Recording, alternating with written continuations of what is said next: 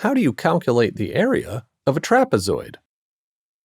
You calculate the area of a trapezoid using the formula a plus b times h divided by 2. Let's look at an example. Calculate the area of this trapezoid. In this case, the value of a is 6, the value of b is 3, and the height, h, is 4. Inserting these values into the formula gives 6 plus 3 multiplied by 4 divided by 2. 6 plus 3 is 9. 9 times 4 is 36. And 36 divided by 2 is 18.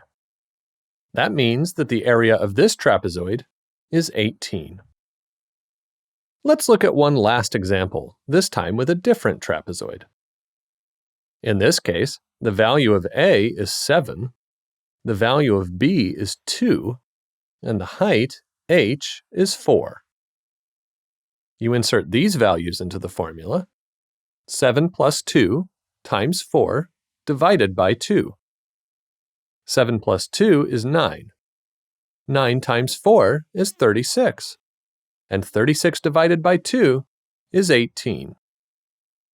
This means that the area of this trapezoid is also 18, just like the one in the first example. You calculate the area of a trapezoid using the formula a plus b times h divided by 2.